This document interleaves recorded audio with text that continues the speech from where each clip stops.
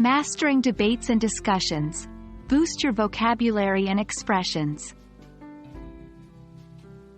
Hello, English learners. Welcome to another exciting video. Today, we'll be delving into a fascinating area of English language learning: vocabulary and expressions for debates and discussions. We're going to learn about powerful words and phrases that will make you shine in any debate or discussion in English. So, let's dive in. Language is the lifeblood of debates and discussions, and having a wide range of vocabulary at your disposal is vital. Here are some important words that will help you articulate your thoughts more effectively. Contention. This is a point that you're arguing or a stance that you're taking. For example, my main contention is that we should focus more on renewable energy. Counterargument. This is an argument or set of reasons put forward to oppose an idea or theory developed in another argument. For example, the counterargument to this is that renewable energy sources are still not as efficient as fossil fuels. Refute. To prove a statement or theory to be wrong or false. For example, I would like to refute the claim that renewable energy is inefficient.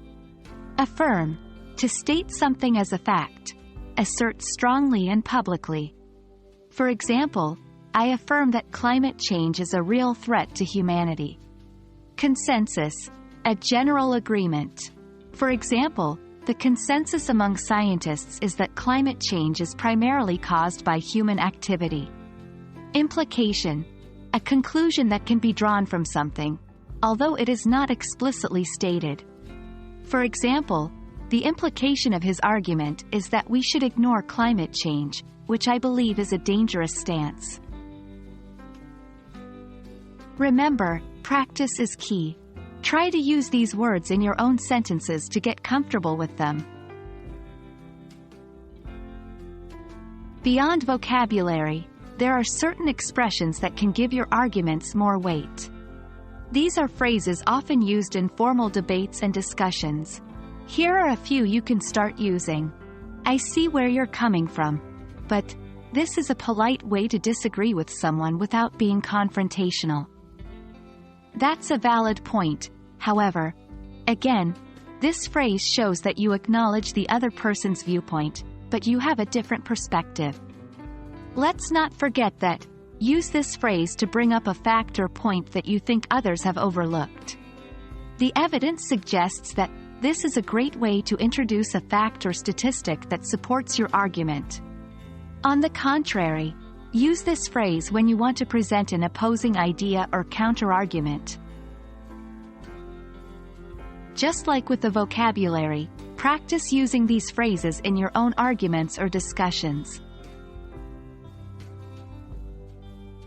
That's all for today's lesson on vocabulary and expressions for debates and discussions.